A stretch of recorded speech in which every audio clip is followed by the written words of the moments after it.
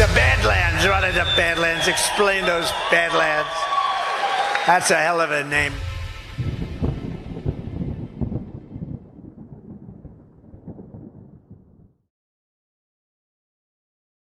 Consider myself a conspiracy buff at all, but when they get a lot of coincidences, I get a little suspicious and call me crazy. Polls, weird talk shows, crazy groups every Sunday telling you what you think. The Republicans and the Democrats conspire with one another, which they do. There is a conspiracy by big business against American democracy. We know that there was a conspiracy. There was a conspiracy. There was no conspiracy. Was there a conspiracy? Communist conspiracy directed out of Moscow. The right-wing conspiracy. Communist conspiracy is a deliberate and predictable plan of action to subvert the world. Right-wing conspiracy. An international criminal conspiracy. Vast right-wing conspiracy. Great conspiracy. There are all these conspiracy theories. Was there a conspiracy?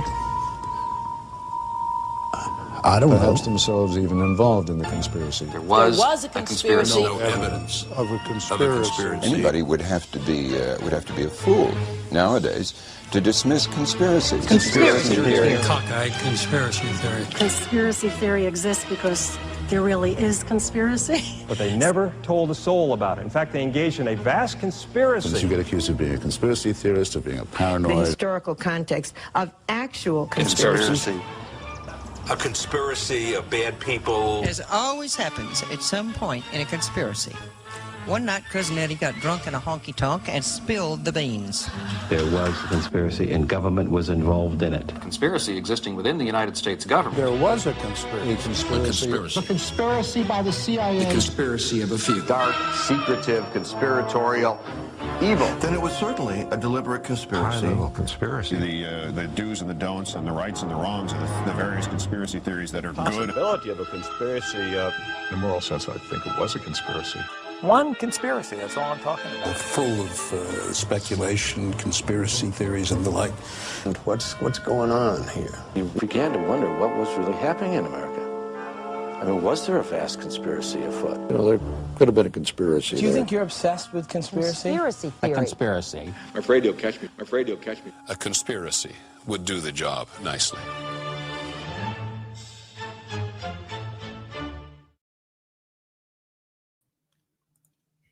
Well, good evening, everybody, and welcome to another episode of your favorite Monday night show, Baseless Conspiracies. Zach, how you doing, sir? I'm doing good, John. How about yourself? I'm doing real good. I get to see you this week in person. I know. I'm so stoked. You going to be there on Wednesday? Yeah. I don't remember what time, but I'm flying on Wednesday sometime. All right. Well, we'll be there. We're leaving earlier in the day so that we can get there and set up in the hotel room and stuff. You'll probably beat me there. Okay. I'd imagine. My vape is totally out. I just realized. Oh, no. Yeah, that'll be fine. I'm assuming we'll beat you there. I'd like to do an episode from the hotel room, at least a short one, just a quickie. Yeah, just a quickie. But Lisa's coming. We're going to have the dogs with us. And no, speaking of quickie, huh? JK, sorry, inappropriate. My bad. Yeah. Yeah, man. Very excited. If you guys aren't aware of what we're talking about, we are hosting our GART this week down in Cocoa Beach, Florida. We do have some single day tickets still available, but if you can't make it, if you're not local or you don't want to fly in, whatever, get yourself some virtual tickets. Badlandsmedia.tv/events. It's going to be awesome. Not till late afternoon, Lisa says. Oh, okay. Well, it may not be late afternoon, but I'd like to be there well before 5. Are you guys fighting right now? Not at all. No, she just brought me vapes. So how can we be fighting? She just likes to be a contrarian in the chat. Also, she's got a lot of anxiety about traveling. And I was like, honey, listen, we're not flying this time. We're literally driving 2 hours away. It's going to be fun. Do you have your Les Brew back? I've had the Les Brew back for months. Yeah, that's right. Don't drive that. I don't have another car to drive. Lisa's car is with her son. Like, this is it. This is all we've got. If I traded it in, I would get locked into a ridiculous interest rate that I don't want to have to subject myself to. I'm going to go key every Les Brew in the parking lot I see when I get there, just so I know for a fact I get yours. Just kidding. I would never do that. Well, mine will be the one with the Badlands Media sticker on it, so be careful. Well, you shouldn't tell me that. Now I know. I know. It will be late afternoon. Muffin and Chi-Chi have to get their nails cut at like 8:30 in the morning, but that's fine. We'll make it. Just, rest assured, we'll make it. She says I'm not being contrarian. See, now I feel like you guys are probably not mediating the fight. Are you sure? Oh, funny. Tonight's episode should be a fun one. We're going to talk Jack the Ripper. I love serial killer stories. Yeah, this is an interesting one too. This is probably, one of the, I would say it is the first like big serial killer story that captivated the mind of like the entire world. Yeah, I'm excited to get into that. Before we do that, I even want to talk a little bit about what dropped today. Finally, I've been like jonesing for some documents to go through. Yes. Some legal documents that aren't my own specifically. And we finally got some, and it's perfect because like Comey's out here, we all have this perception, preconceived notion of what we believe happened with Comey. And a lot of that comes from what we've witnessed with our own eyes, what we've seen in the John Durham investigation, what Trump has told us, what all these people, doing the investigation have told us. He gets indicted for lying to Congress, pretty weak, but he goes out there and he's telling everybody publicly, he's created this false narrative around the situation, saying he's being politically persecuted and he did nothing wrong. And he is the one that is being wronged and all these things. And then Halligan, or whatever her name is, the attorney over there, drops some truth bombs. And all of a sudden, like, okay, well, yeah, you're kind of full of shit, Comey. And it just makes you wonder, not only for him, like he's screwed. I mean, I've only gone through some of it so far. But it's like pretty damning. It's like very obvious that he not only committed crimes back then, but he lied to Congress. Like that's absolutely that happened. Yeah. But then all the people who were defending him publicly, I mean, you can maybe make the argument that they believed what he was saying. Fair enough. But you've seen the truth now. Like you have to come out at some point and at least acknowledge that one, you were wrong, and two, like, yeah, what he did was very inappropriate and he should be in jail. But you're never going to see that happen because those people are douchebags. At best, I think you're going to see a shifting narrative where they're just going to move the goalpost or ignore it completely. Maybe. Yeah, maybe even ignore it completely. But and honestly, I wouldn't be that surprised if they just continued on with the same tired old narrative, trying to, convince the American people that this is simply political retribution for people speaking out against Donald Trump. But the problem here is that not only has Comey had his ass handed to him in a very literal sense with this filing, he has been exposed as an even greater hypocrite than anybody could have possibly known. Speaking of which, at the time that he was manipulating the American people in regards to the Hillary Clinton investigation, which is hilariously about her using private email servers for public government business, James Comey was doing the exact same thing. Yeah, okay. Good. You have to believe that James Comey's confidence in his delivery of his defense throughout this process thus far had to do with the fact that he was rather certain that they were never going to find these private emails that he had, where he directly communicates with the person he is accused of having leaked this information to the press and like giving them attaboys. Okay. Like he is completely and utterly wrecked by this filing. And there is no possible way that they're going to get this case dropped as a case of political persecution. I mean, James Comey did what they said he did.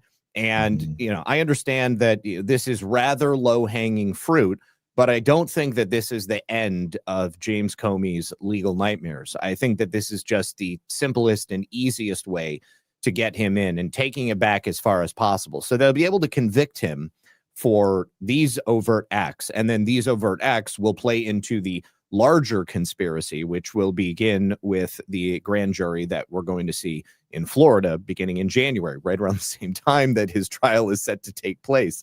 And I don't buy that story, by the way, about the grand juries. Like, I've seen the paperwork.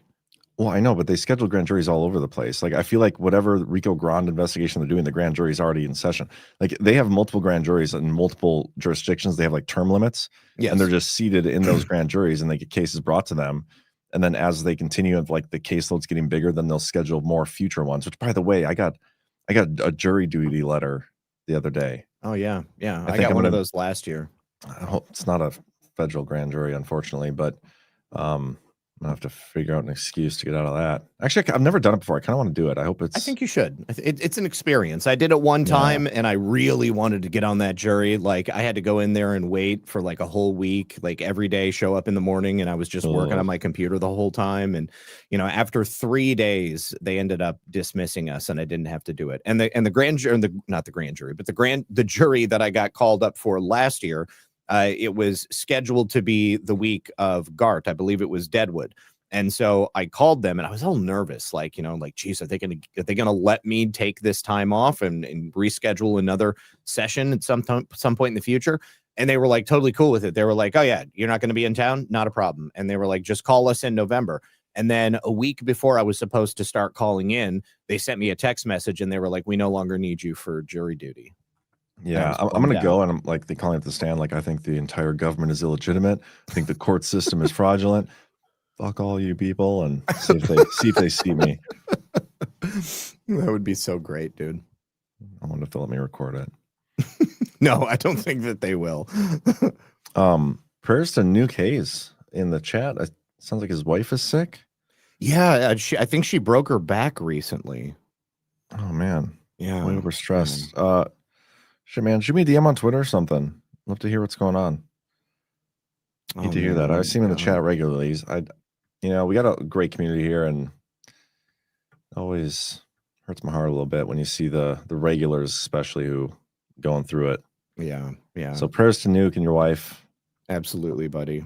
Broke her back. Oh. Yeah, he said that they're trying to send her to a facility across the state. I mean, that's got to be really stressful. He's been her primary caretaker for a while, and obviously, if she's hurt that bad, he's not going to be able to take care of her at home. And I mean, he still wants to be around her. I'm so sorry, dude.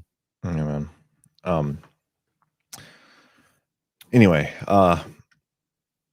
yeah, let's how about we get a word from our sponsors real quick. Yeah. And then let's get into some Jack the Ripper. Sounds good. But real quick before we do that, yeah, if I happen to forget about my jury duty thing, can I get in trouble for that in some form or fashion? Technically, you can, but I mean, they might take pity on you. I would probably set a notification in your phone, because you just have to. Don't you just have to call for a couple of days and see if they call your name or whatever? I don't know. I didn't really read the letter. I just said you've been summoned for jury duty, and I was like, oh, damn it. Well, I mean, North Dakota is, I guess, a smaller jurisdiction than where we're at in Florida, so they might actually just have you come on in. I don't know. So, do you have the ad read pulled up for tonight? I don't have the ad read. No, Jessica didn't send it to me. Okay. Well, never mind. How about this? I'll do. What do we have? We have Bright Core and Staple. I was just going to go get it so I could tell the audience the date of my jury duty so that you guys could remind me. But we'll worry about it later. I'll figure it out. I'm a grown man. Oh, by the way, today during my my stream, we co-founded, me and the audience co-founded a new Badlands associated business.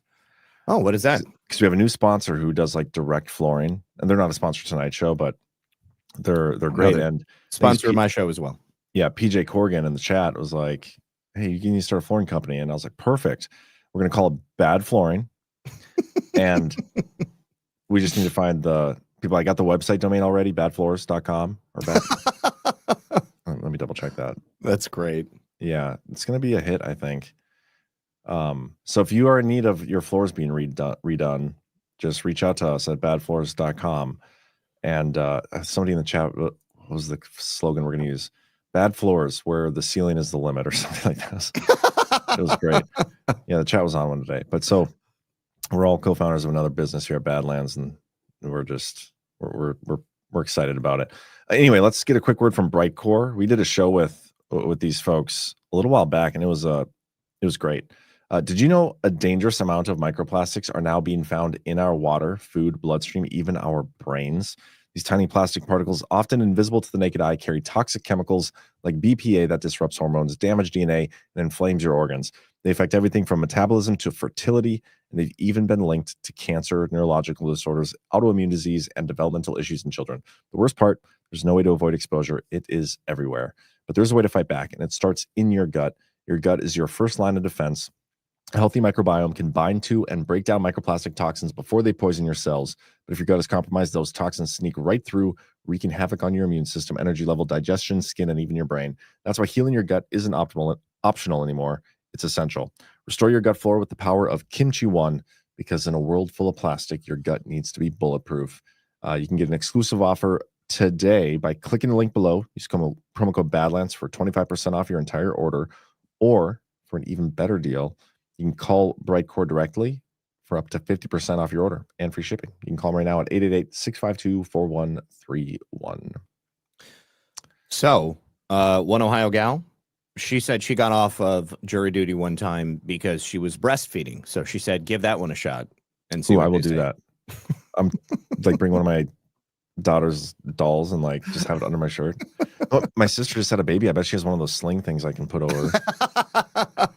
And bring that and a diaper bag with a pump in it. Oh, that'd be so good. Can you excuse me? I'm pumping. Oh, that'd be great. Any other excuses that you guys got? Let me know. LB202164. John rubs me the wrong way. I try to like him, but I just can't. That is fake news. I've never met you. I've never rubbed you once. So get out of here. Save Pulse is also a sponsor of today's show.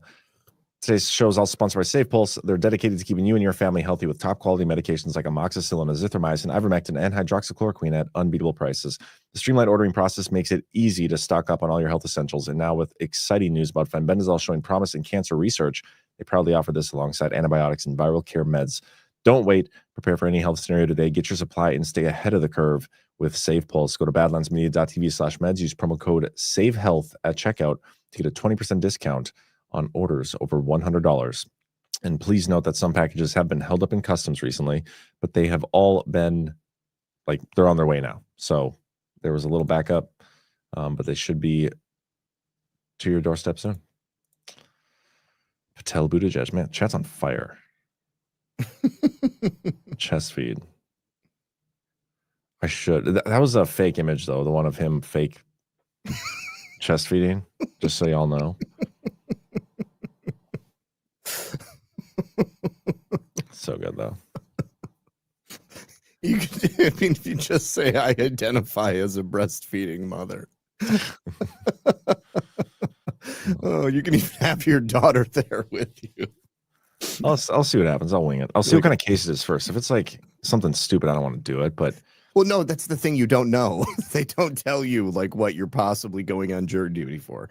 Like you show up and like generally there's like maybe a couple of different cases and so then they'll be, you know, questioning you and stuff. But if I remember correctly, they weren't like, you know, this is a murder trial. And so we want you to take it really seriously. I mean, it could have been like breaking and entering or domestic assault or, you know, anything. But you don't, I mean, I don't know. I mean, what's the crime rate like in Bismarck? Yeah. I mean, I know it's a large city from North Dakota, but I mean, like how much crime is there? Not a whole lot. Yeah. Chances are I'd probably know one of the people who committed the crime. Is there you got like oil fields out there? We do. Not in Bismarck, but out west. Okay. But I mean, like not close to Bismarck. Depends what you mean by close. Not in the same court jurisdiction. I mean, technically there probably is, but not like in big ones. Like some farmers have random oil stuff on their land. But I'm talking about roughnecks living in trailers, packed in like sardines. We got those in Bismarck. I mean, okay, going gambling, getting hookers, that kind of thing. Well, maybe not the hookers part, and the gambling's only legal on the reservations around here. But we do have the rough areas of town, you know, where people stay up past like midnight and do hood rat shit with their friends. It happens. You remember that video of that guy who was like tussling with the multiple cops and he got away from both of them and then just ran away? No. We watched the video here and it was like the guy, like somebody was up like in the third story of the building. Black guy? No, he was a white guy. He was a white guy. That's how you knew it was North Dakota. What? That happened in North Dakota? I don't remember. Oh, was this in Fargo? Yeah, it was in Fargo. Yeah, I remember that. I knew you would. Yeah. But I mean, I was thinking like that's probably as bad as it gets. You just got. Well, we had a couple. We had a shooting here not long ago. That was in Fargo too. Well, we had a shooting in Bismarck a couple years back. There's actually documentary on Amazon Prime or something about a murder that happened in Bismarck back in like the 70s or 80s or something. It was like some conspiracy type thing. Yeah. I haven't watched it. I You didn't know still about haven't it. seen Fargo, dude. No, I haven't. You need to watch Fargo. I Please. lived Fargo. I don't No. I lived it. You got to watch it, dude. It's so good. So good. You know, you know how I am. I have suggested to you. I just want you to watch Fargo. Really. You know how I am. Like if somebody tells me I have to do something, to me that's them saying, don't ever. You can't do it. I can't do it. You need to figure out a way to get me to watch that, So or I came stubborn. up with the idea myself. I am stubborn. All right. So I mean, like, if I thought maybe at one of these GARTs or something like that, but we're never going to end up in a hotel room chilling at night, you know. Well, I mean, and if it does happen, then there's obviously like a bunch of people around. Nobody wants to watch a movie. So no, Chad agrees with you. Fargo's great. Okay. yeah, You everybody convinced me. loves Fargo.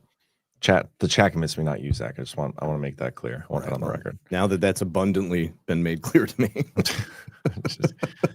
1998. Oh yeah, it was not the 70s. The murder was 1998. Oh, another excuse. You tested positive for long COVID. That's a good one. I like that. Oh God. What's up, Cisco? What are you doing, buddy? He's just standing there looking at me. What is it? Come here. 1027 GS. She lives in Fargo. At least she claims. I believe her. Fellow North Dakotan. She says Fargo's not in the movie. It's just a reference. I'm pretty sure it was filmed in Minnesota, wasn't it? Yeah, so it's in Minnesota, but it's called Fargo. Yes. I mean, I think that they like drive through it or something like that. But it's neither here nor there. The movie's Fargo. You live in North Dakota. There's a Minnesota nice contingent, okay? Like that whole Midwestern, like just overly nice people. And I think that it will resonate with you. We'll see. I'll give it a watch. Okay, you guys convinced me. 1027 JS convinced me. But all right, okay, let's talk. Speaking of like murder and homicide and all that stuff, let's talk Jack the Ripper a little bit. All right, so like I was saying, Jack the Ripper, probably one of like the first well-known series of murders. It's also known as the Whitechapel murders. And it kind of started out as the Whitechapel murders because there was a whole series of murders that happened in Whitechapel, which is this area of town. And there's also a kind of another aspect to it because there was so much confusion about who potentially could have done it. There were all of these different suspects. We're going to go through quite a few and then some that are really interesting. But it's difficult to pin down exactly how many people were likely actually murdered by whomever Jack the Ripper is. But there are traditionally 5 victims that are attributed to having been murdered by Jack the Ripper. There was a woman by the name of Mary Nichols. When did they take place? This was like way back in the day, right? 1888. Okay. The first official murder was August 31st, 1888. Now, also, let me just say this. Because of the area of town, it's a high crime area. And the file was the Whitechapel file. And so every murder that would be committed in Whitechapel would get thrown into it. And that includes every murder that is attributed to Jack the Ripper. But you've got Mary Nichols. She was murdered on August 31st, 1888. Annie Chapman. She was murdered on September 8th, 1888. Elizabeth Stride. She was murdered September 30th of 1888. Catherine Eddowes, who was also murdered on September 30th, and then Mary Kelly, who was murdered on November 9th. November 9th is my mom's birthday. It's, August 31st is not my birthday, but it's very close. I think I always thought it was funny that it like basically goes from my birthday to my mom's birthday. So you think there's a connection between Jack the Ripper's murders and you? Not at all. No, okay. Not at all. just confirming. So the file also has 2 other victims that were murdered before Mary Nichols. That would be Emma Smith. Emma Smith was actually attacked by like a gang of ne'er-do-wells, and then later on she ended up. So she was attacked and she made her way home, and then her housemates convinced her to go to the hospital, and then she later died from her injuries at the London hospital. Now, she was most certainly not a victim of Jack the Ripper. but some people do include her just because of her proximity to all the other ones. And then there's another one that was August 7th of 1888. A woman by the name of Martha Tabram. That's my parents' anniversary. Oh, wow. There we go. We're hitting them all, dude. Mm-hmm. Yeah. So Martha was found in a place called George Yard. It's another like sordid den of scum, a hive of scum and villainy in that area. It's just off of Whitechapel. Whitechapel is actually a street. And she was pretty brutalized. Like there was what seems to be like a long and horrendous attack, and she was stabbed like 39 times in like the throat, the chest, and the abdomen. So I feel like that'd be the worst way to get murdered. Probably wouldn't be fun. Yeah. Getting like stabbed to death. Yeah, no, I mean, especially 39 times. And depending on where you get stabbed first, it's obviously going to take longer for you to die. Yeah. So now, because of how brutalized she was, some people theorize that this might have been Jack the Ripper's actual first victim. But her throat wasn't cut. She wasn't disemboweled. And those were injuries that were present on the other 5 canonical victims. So people speculate that maybe this is where Jack the Ripper kind of like, cut his teeth, so to speak.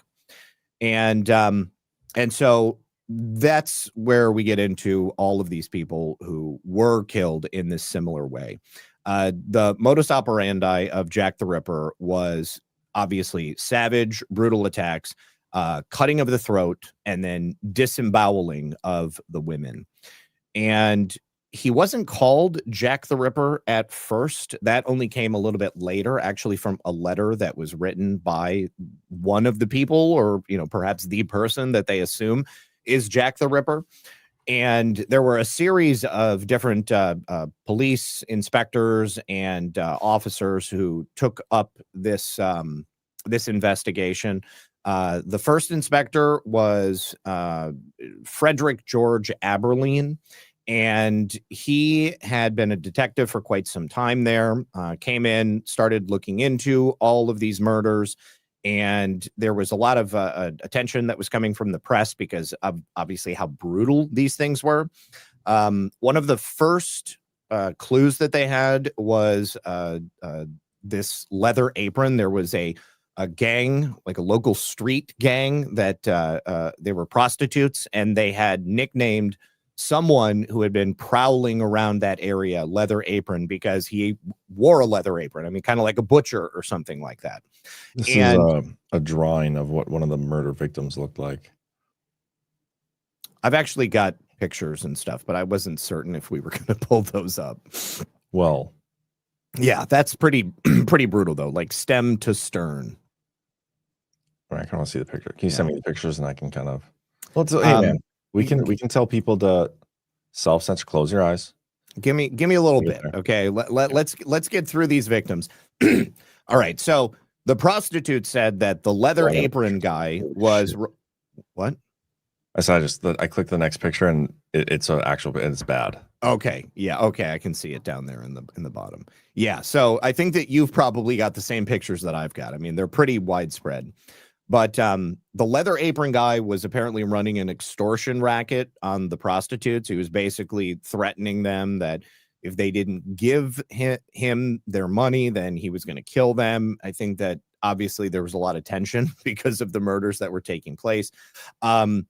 There was so first of all, Whitechapel was actually like a Jewish immigrant neighborhood, and the local papers had described the leather apron guy as having a Hebrew appearance. And so considering the fact that this was a Jewish area, there was quite a bit of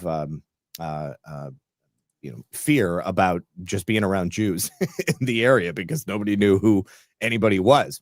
And then September 8th, we've got the body of another prostitute. That was Annie Chapman. She was located in a backyard on Hanbury Street. This was maybe about a mile away or so from where Mary Nichols had been killed the week before. And the violence of Annie Chapman, her death was tuned up to 11 in comparison to the first murder. And this time, Jack the Ripper actually removed her womb and took it with him. Now, there was also a freshly washed leather apron that was found very close to the body. So, they then considered like, oh my gosh, we were right the whole time. And, this is what we're looking for. And so then they started looking into a lot more of the locals. All it did really was lead to a bunch of people who were not the correct suspects. Now, there was a guy who was named John Pizer. He actually was known as Leather Apron in this area. And that's why he was arrested, but he had a pretty ironclad alibi. And so they were able to verify his whereabouts, and they figured out pretty quickly that he definitely was not the one who had killed Annie Chapman, and they assumed that he hadn't killed the first individual as well. Now, because of the I guess, the butchery of these kills, I mean, like the slicing of the neck and the gutting of these women. One of the biggest theories about Jack the Ripper was that he may have had some type of medical training, that there was some skill involved, especially with the removal of that womb.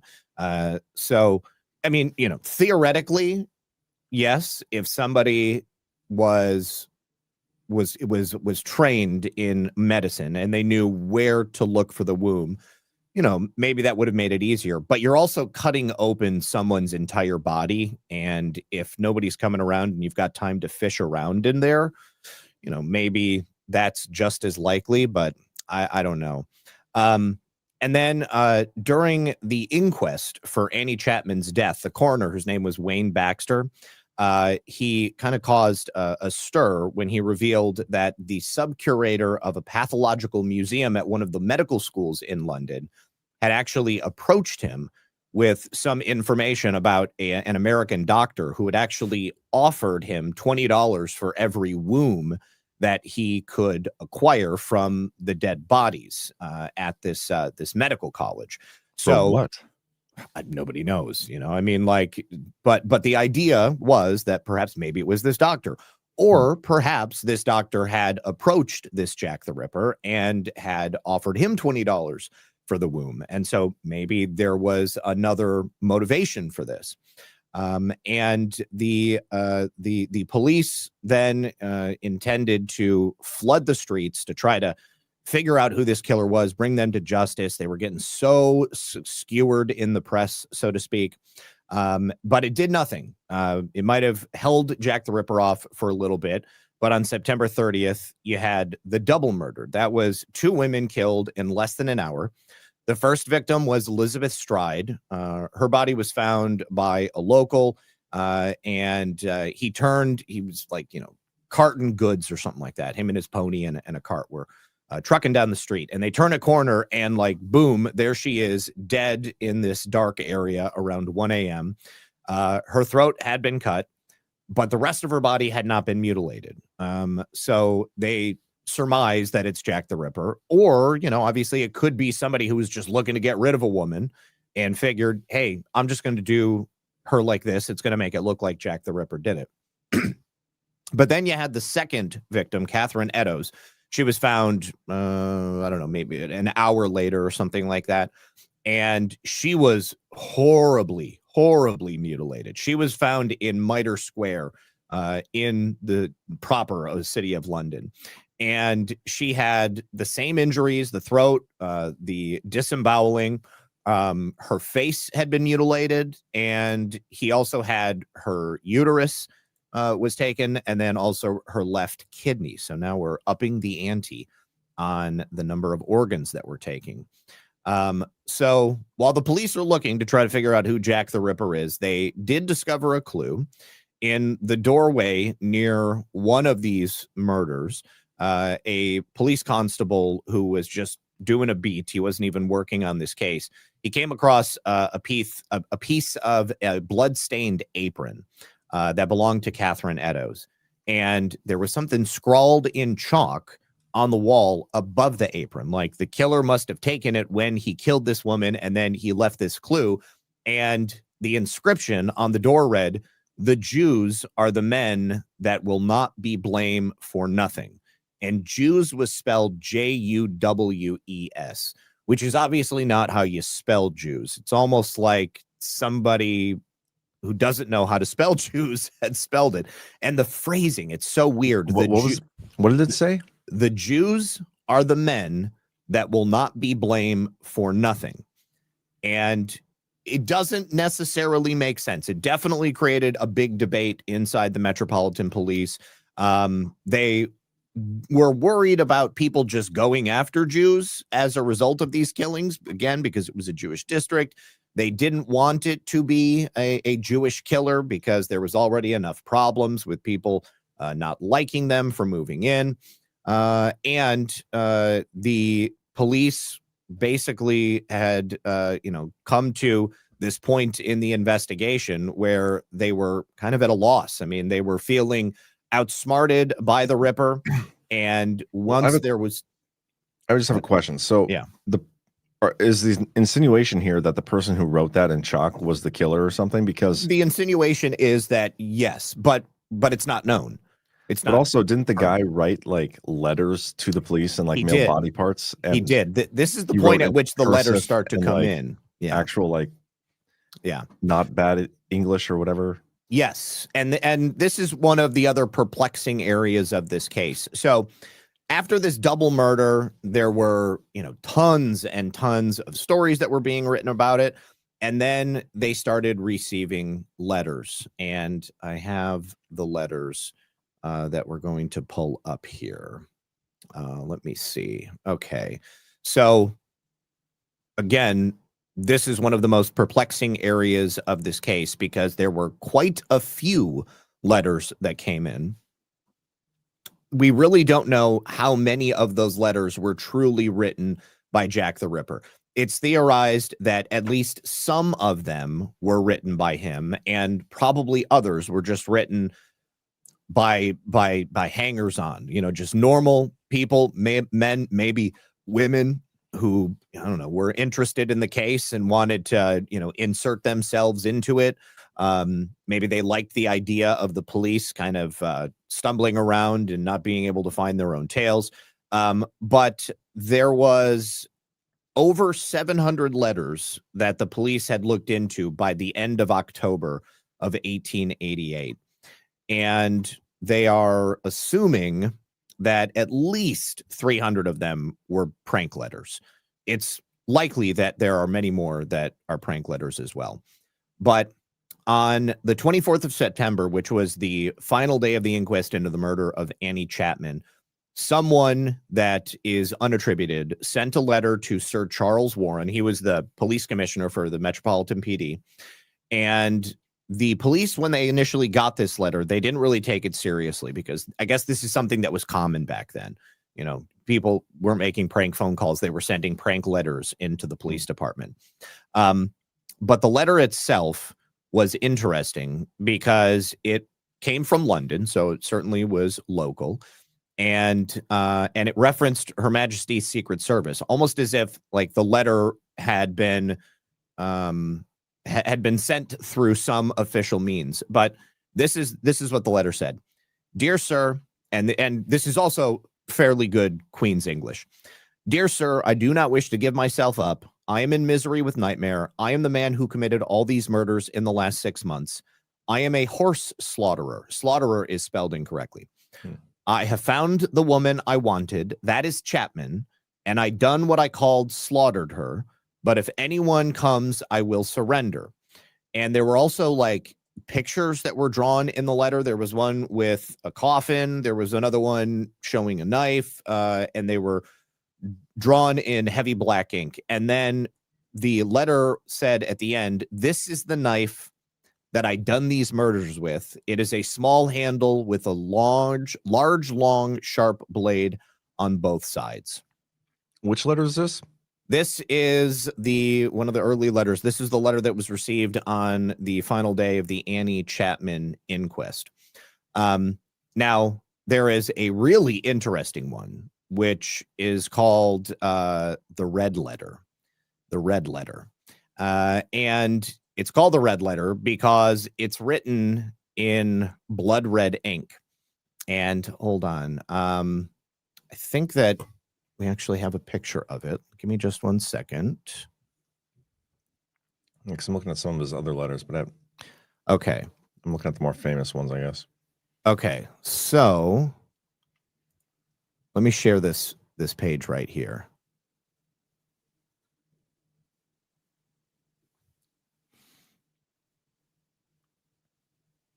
Okay, hold on. I gotta find it. Okay.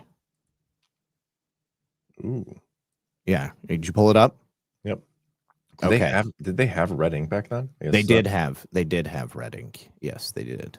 So all this right. isn't blood. So it's not blood. It's not blood. But wait till you hear this. Okay. Dear boss, I keep on hearing the police have caught me, but they won't fix me just yet. I have laughed when they look so clever and talk about being on the right track. That joke about leather apron gave me real fits. I am down on whores, and I shan't quit ripping them until I get buckled. Grand work that last job was. I gave the lady no time to squeal. How can they catch me now? I love my work, and I want to start again.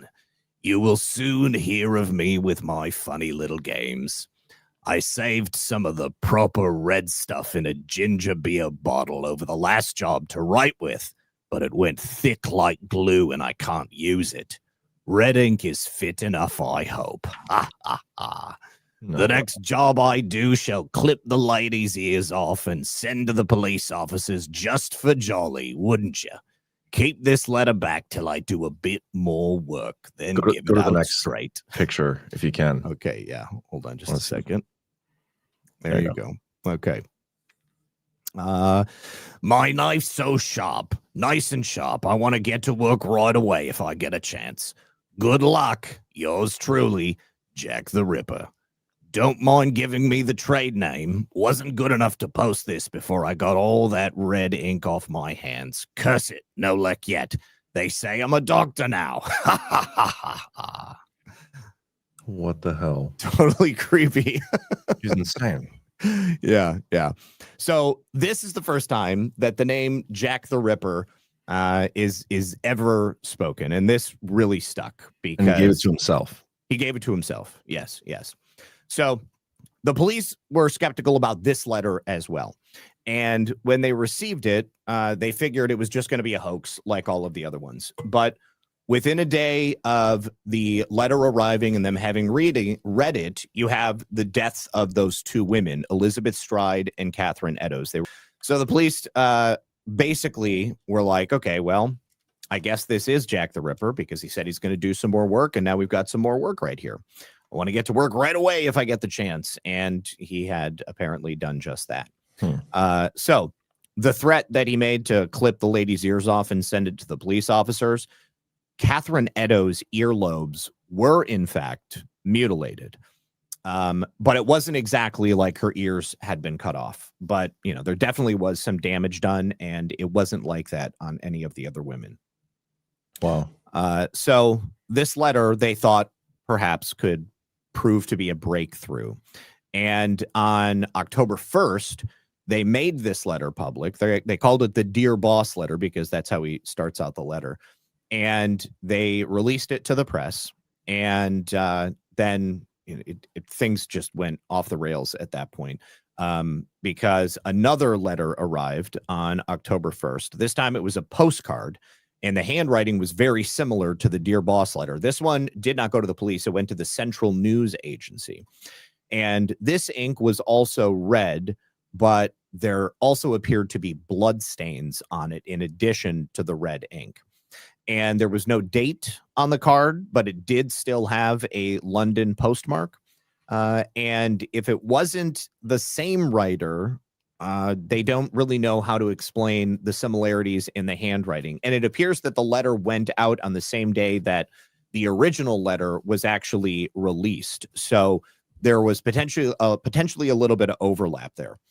So in this letter, he said, "I was not codding, dear old boss, when I gave you the tip. You'll hear that saucy Jackie's work tomorrow. Double event this time. One squealed a bit, couldn't finish straight off, had not the time to get ears for police.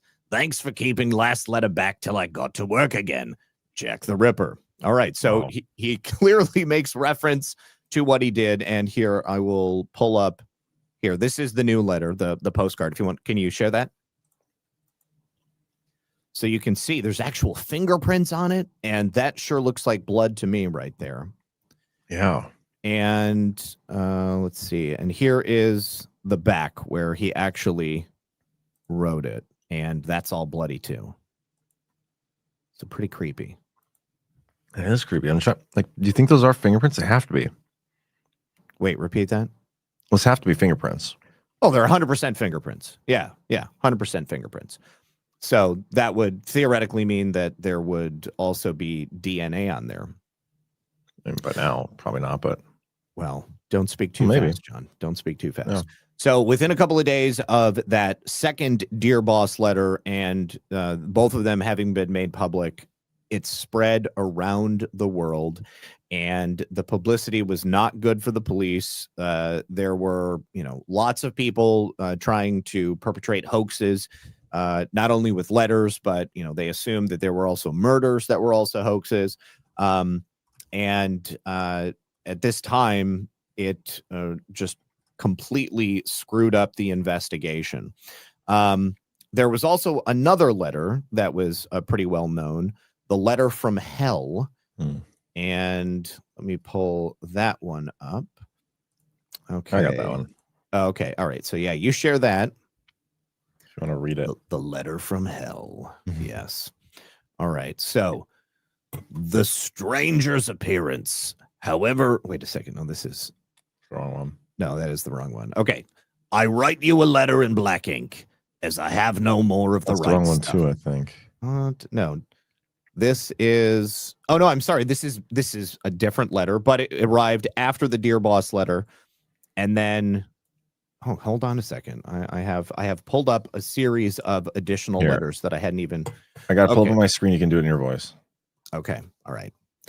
Mr. Lusk. I send you half the kidney I took from one woman. Persevered it for you to third piece. I fried and ate it. It was nice. I don't think this is the same person because the spelling is completely off in this one. I may send you the bloody knife that took it out if you only wait a while longer. Signed, catch me while you can, Mr. Lusk. So I think this is supposed to be preserved. He said preserved. Yeah, maybe preserved. All right. So there was there was a series of other letters, and Mr. George Lusk was the president of the Mile End Vigilance Committee. It was kind of like a local neighborhood watch type thing.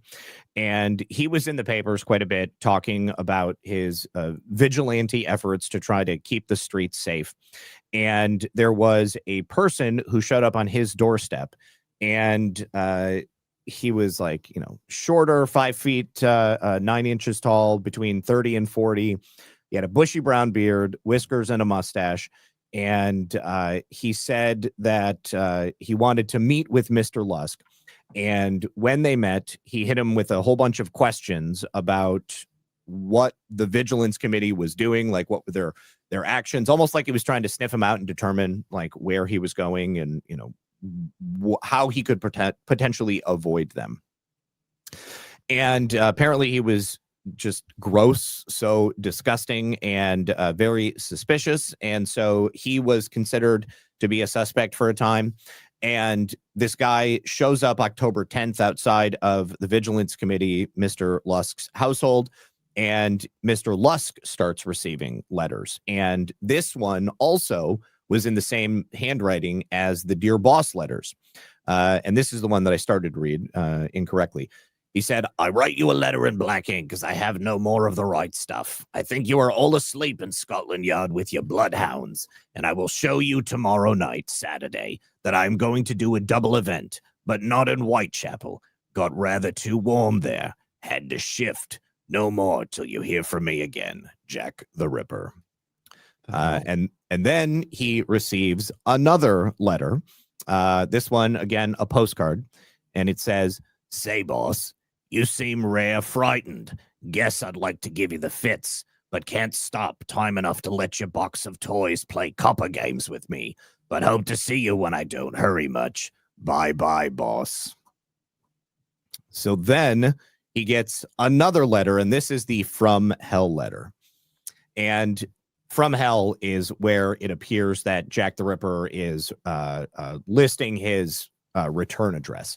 From Hell, Mr. Lusk. And that was the one that we just read. Yeah. I can send you half the kidney. But this one is so weird because it's not written in correct English. I mean, like, all the words are misspelled. So perhaps that one was written by someone attempting to muddy up the waters, and or maybe Jack the Ripper was also trying to throw the investigation off. It doesn't look like the same handwriting either. No, it doesn't. No, like this is one of the Dear Boss's letter right here. Yeah, I mean it's proper. Looks like nice. It's good stuff. And then this is the Saucy Jackie one. Whoops. And then where's the From Hell? This one. Just I don't know. This one appears to have blood on it too, though. Look at it. A little bit. Yeah. It doesn't seem to be the same letter. Yeah. All right. So at the end of the day, the provenance of the letters is not particularly there's not a real consensus. There's so many different theories about this. Here, let me show you something. Okay. Let me open this image in a new tab, and let me open this image in a new tab. Hold for processing here. Oh, you're going to compare them? I'm just going to show you one thing in my forensic studies that I've done over the years. Look at this here. This is how he writes his I multiple times. The loop at the top. Yep. And then this is from the Saucy Jackie letter. And then if you go to the From Hell letter, this is his I with the loop at the bottom. Oh, yeah, that's definitely different. And I mean, I would say just simply based upon the spelling alone, they are not written by the same person. Yeah, these are. However, it's also theorized that Jack the Ripper was so intelligent and that he intentionally misdirected the police by writing multiple letters in different handwriting. And maybe we can seek other points of commonality among the letters. I mean, I don't know. I'm looking at a couple of like this, the lowercase I. I mean, I guess that might not be the best example. It's not in the middle of a letter. Let me see if I can find that D. The D's got a pretty long tail on it. And I think there's another one down below. Let's see how he writes. Oh, God, that D is totally different than that D. Yeah. All about the D. You got the two D's right there that are sort of similar. That only fate. Look how he writes this. The F here, and the long Y. Yeah. Here's the F's in this letter. Different. I don't know. Let's see if I can find a Y in here.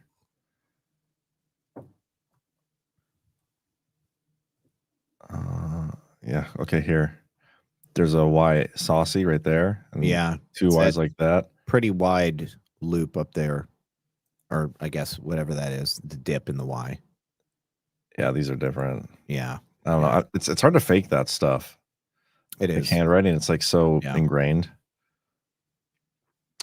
So there that kidney that was referenced, there was a part of a kidney that was sent to Mr. Lusk, okay, from the Vigilance Committee.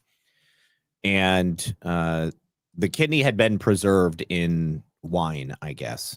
And they can't say for certain whether or not it was from Catherine Eddowes, but they suspect that it could be just based upon the proximity that it was. There was no other bodies that a kidney had been missing from.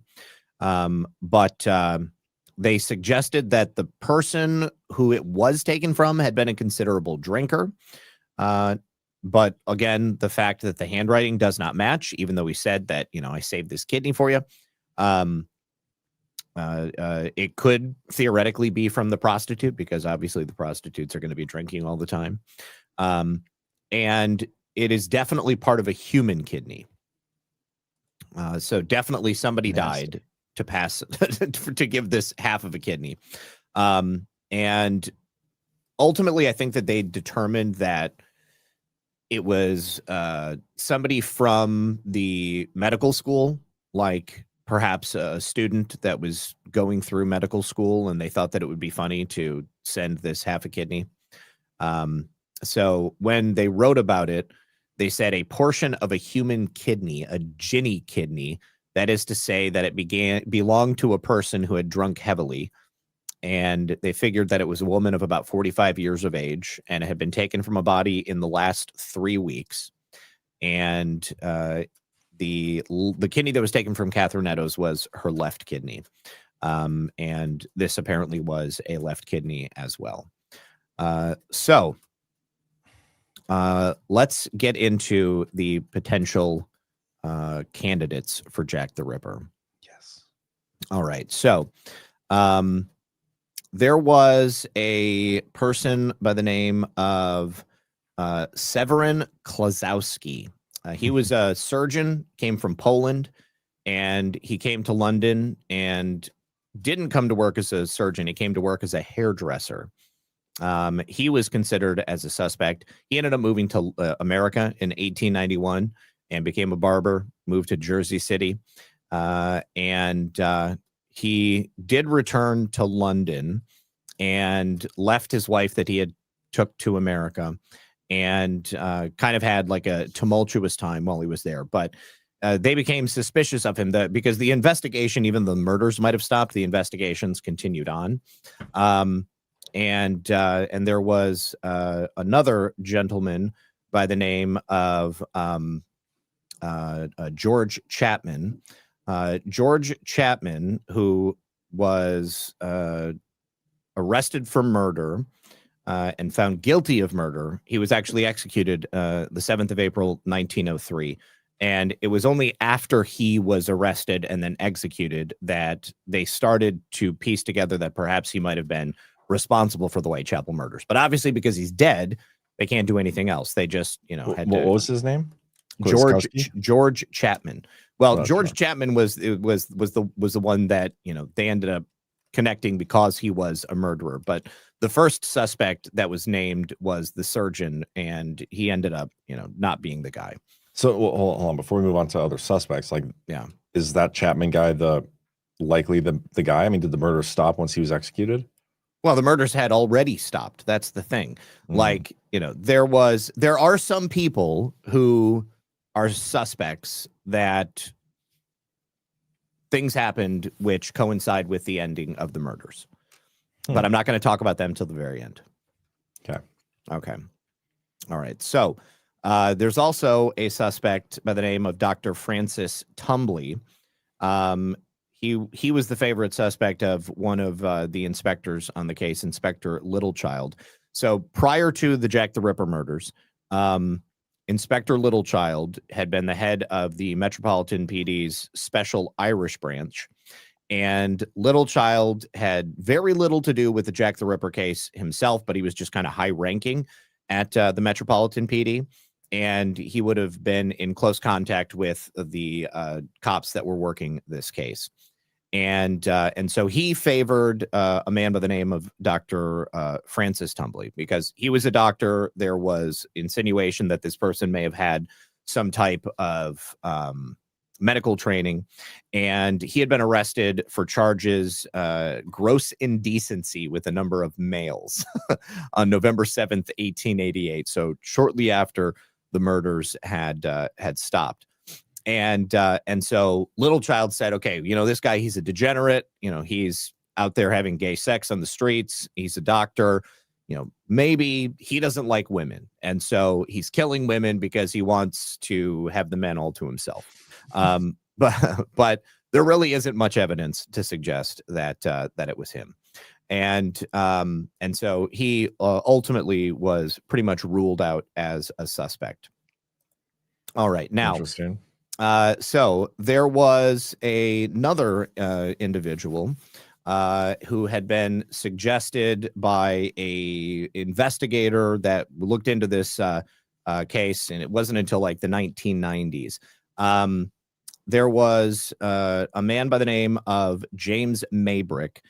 James Maybrick was from Liverpool. He was a cotton merchant, so he's a little bit more upper class. Maybrick died in May of 1889, and he had been married. His wife, Florence, had died shortly after him.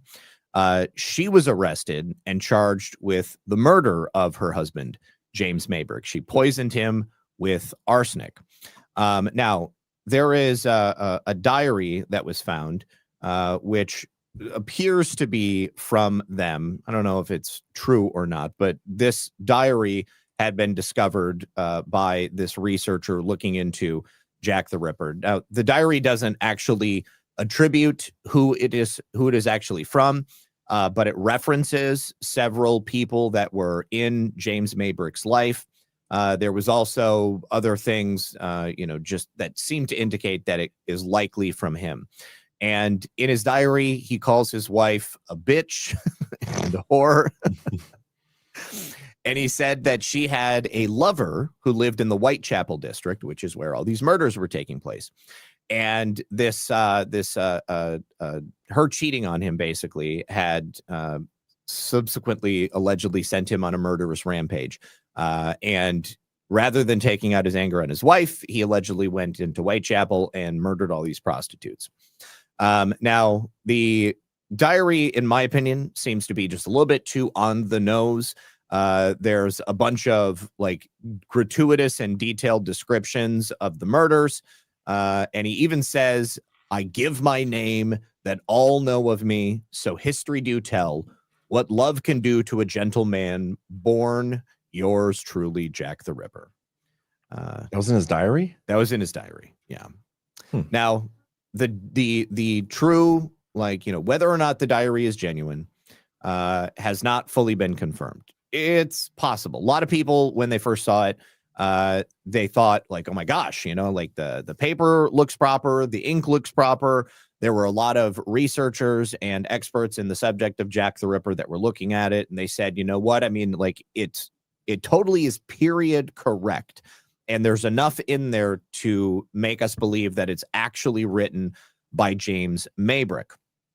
Can they do like handwriting analysis? Has anybody tried that? I feel like that'd be. I think that there were a number of different things that they did to try to verify its legitimacy. And as many people as were experts in forensics and experts in the period, there were quite a few of them that vouched for its legitimacy. However, it later came out that Michael Barrett, the researcher who in 1992 claimed to have just found this diary, he actually said that he had forged it. So, oh, what a douche. So, total retraction. James Maybrick is not the killer. He is not Jack the Ripper. Why was he trying to set up James Maybrick? Dude, people are weird. I mean, why would anybody write any of these letters if they weren't responsible for these killings? People want to be famous. They want to have acclaim. I would imagine that he probably stood to make a lot of money if the diary was true. So, I have seen people lie to try to get money. People lie for money. People lie for money. Yeah. Crazy. So, I mean, and just so you guys understand, the true pool of potential suspects for Jack the Ripper is approaching 70,000 people. Okay. There were a lot of criminals that lived in Whitechapel. There was a lot of terrible things that were happening. They were basically looking at anybody who had done anything even remotely similar to anything that the Jack the Ripper character had been accused of or was known to have done. and they were going after anybody that they possibly could.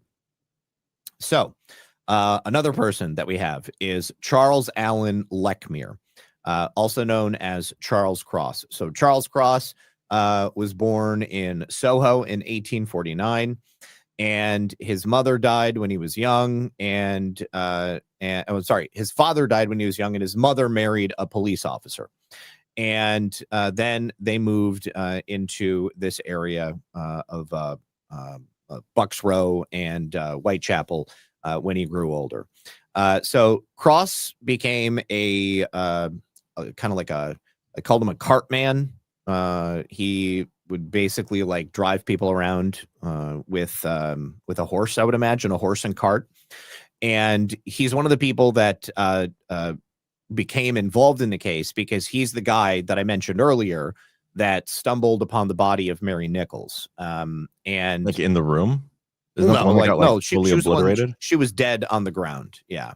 Which is the one that got like destroyed? Oh my God. I'd have to go back and look at I can each find of them again. Yeah.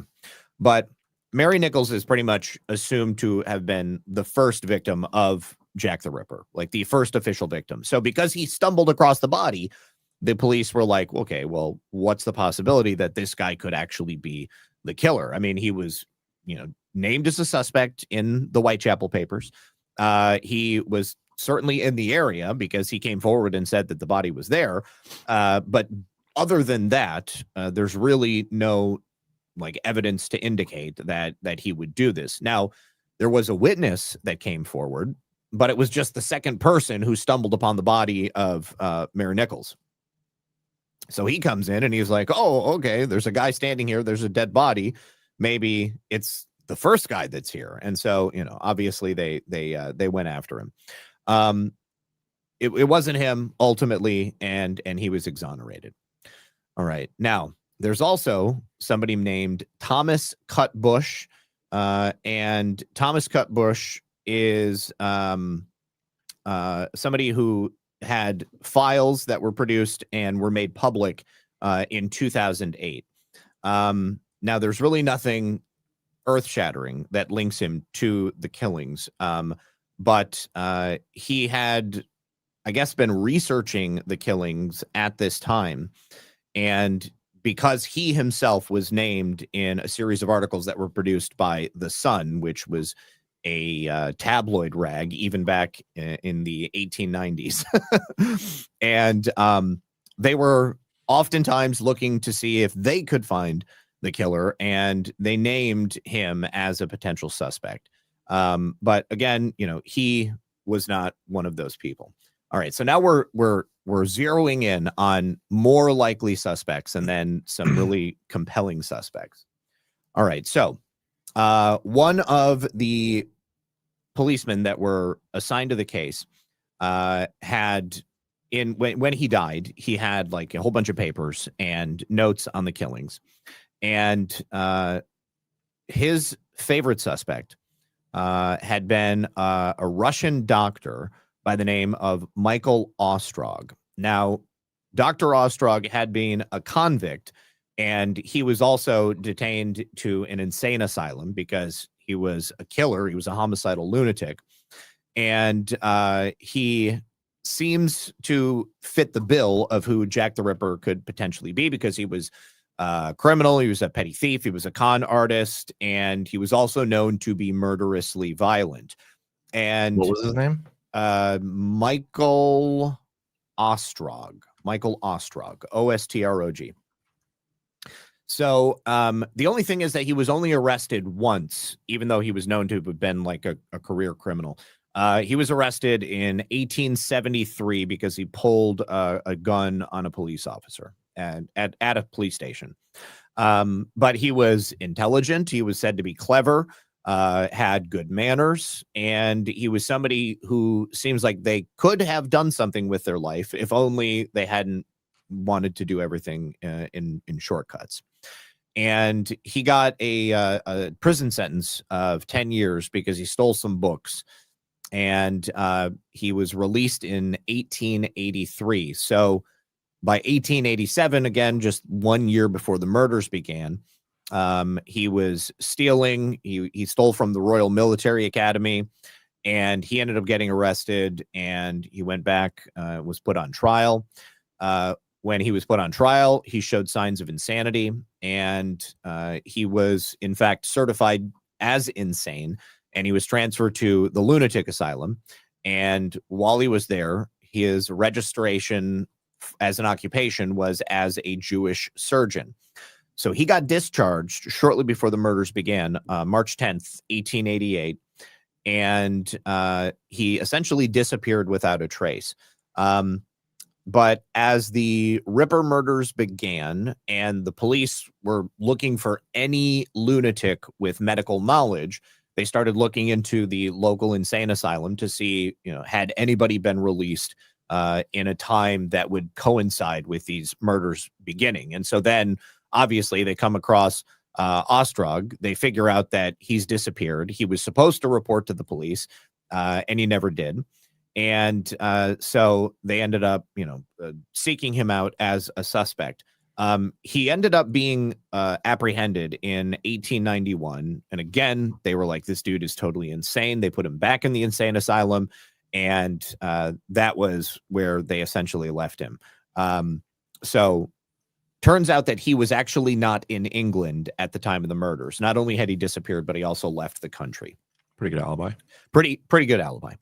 All right. Now, there's also a character by the name of Montague John Druitt. Now, Druitt actually died in 1888. He was another one of the favorite suspects of a police constable that was working on the case. Pruitt was a barrister. That's what they call lawyers in England. And he also, to make extra money, worked as an assistant schoolmaster at a local boarding school. And the reason that he was suspected was because at the end of November 1888, he had been fired from his position. There was no explained reason why they got rid of him. But it was December 31st that they found him dead. He was floating in the Thames, which is a river in London. And so they started looking into him, and they spoke to his brother. And his brother said that in talking about his brother, he was 31 years old. He was a barrister at law, an assistant headmaster at Blackheath, which is the boarding school.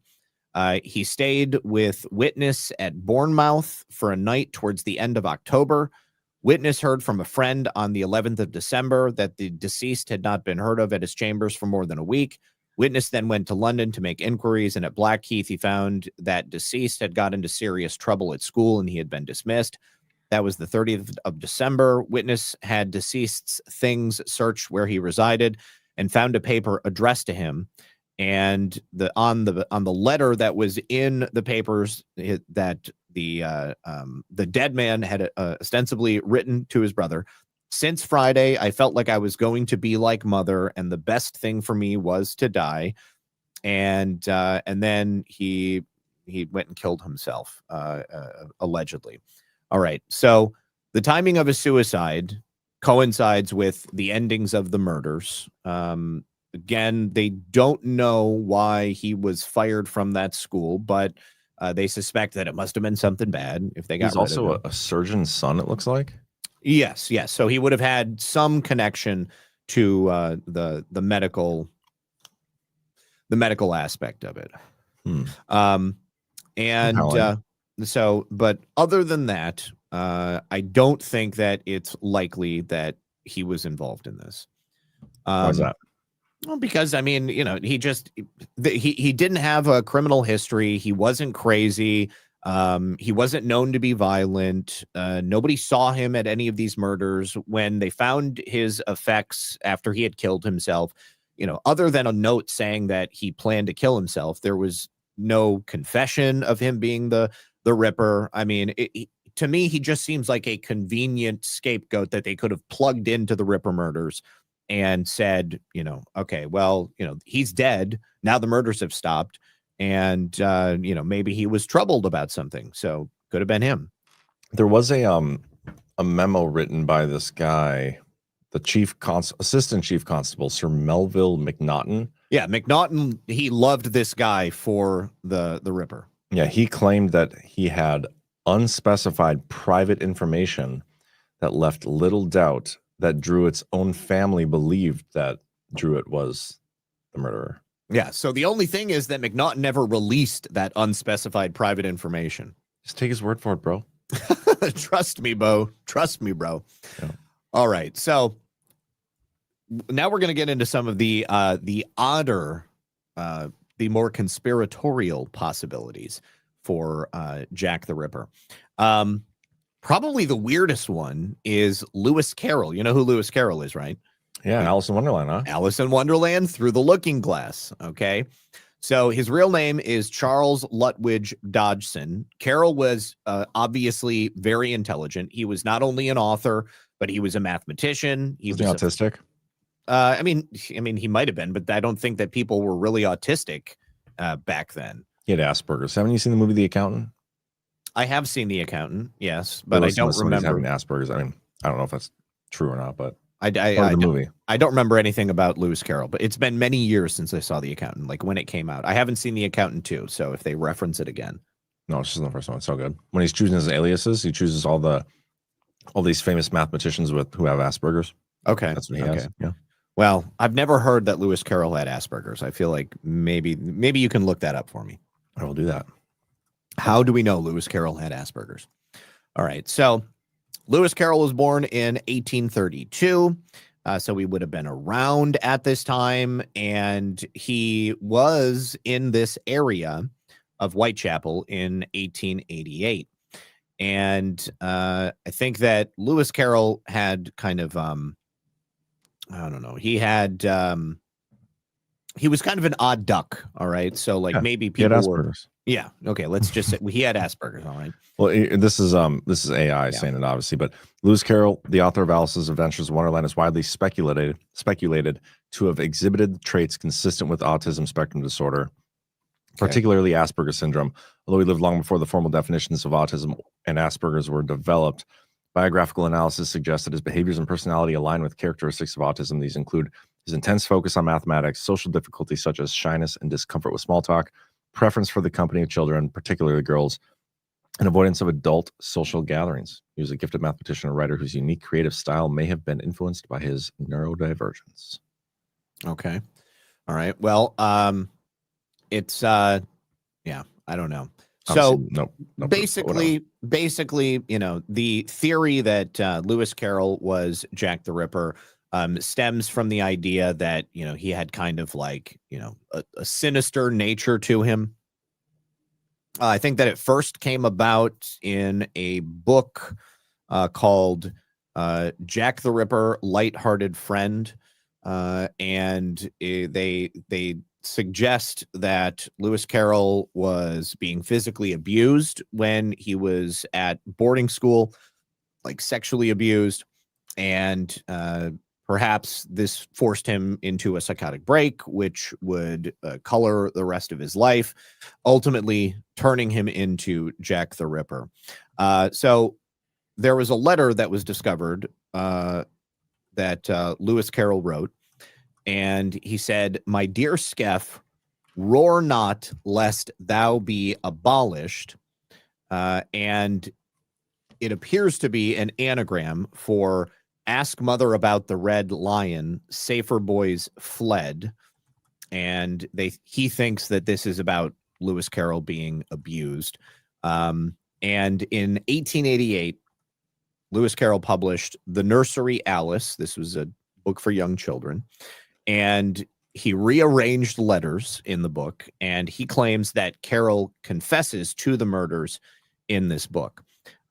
So Carroll wrote a scene describing a dog declining dinner. And he wrote, "So we went to the cook and we got her to make a saucerful of nice oatmeal porridge. And then we called Dash into the house and we said, 'Now, Dash, you're going to have your birthday treat.' We expected Dash would jump for joy, but it didn't one bit."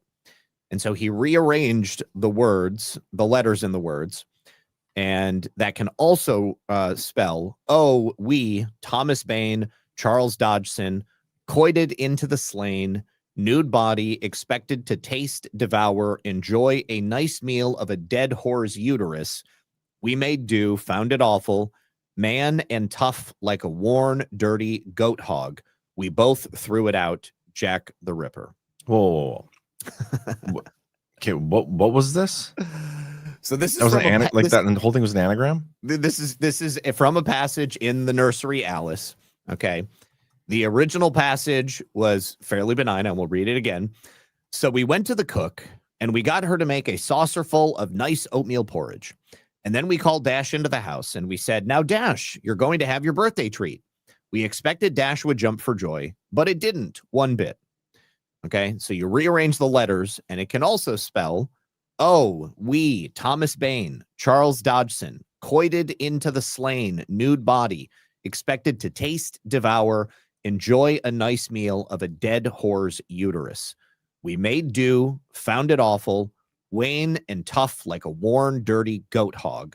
We both threw it out, Jack the Ripper." Wow. Yeah. So, if we had time, we would be able to verify that as an anagram. But I mean, this guy seems pretty convinced of it. And this is the entire sum total of evidence to suggest that Lewis Carroll was the Ripper. He goes through like a bunch of his books. He finds other anagrams that can be made from a variety of passages. That, as far as I'm aware, is the only one that directly references Jack the Ripper in any sense. So maybe not. All right. I mean, I'm just trying to think of how difficult it would be to write something. First, like you write the confession or whatever, and then take that and write an anagram of it for a children's book. It would be absolutely insane. Like, then to like decode that later, to have somebody decode that, that's crazy too. The whole thing is crazy. The whole thing is crazy without AI. People used to use their brains, John. Hey, I still use my brain. I know you still do. I know you still do. But there are people who, this is their thing. I mean, like, they are all about the anagrams and the decodes. The decodes. Crazy. All right. So now we come to Walter Sickert. Walter Sickert was theorized by author Patricia Cornwell. He, not only her, but he's been linked to the Ripper murders by a couple of different authors who have written books about this over the years. And depending on who's writing about it, they tend to give more attribution to Walter Sickert than other people do. Now, some people think maybe he was just an accomplice. There's a theory that perhaps this was a group of men. Other people believe that he was solely responsible for the murders. And Patricia Cornwell wrote a book in 2002 called Portrait of a Killer, Jack the Ripper, Case Closed, and it's all about Sickert. She says 100%, like, I think she was quoted as saying, like, I'm 120% certain. What was her name? Patricia Cornwell. Cornwell. She's a fairly well-known author. I don't know anything that she's written, but I know I've heard her name before and people have talked about her. So Portrait of a she's Killer. like a novelist. So I don't think she normally writes nonfiction.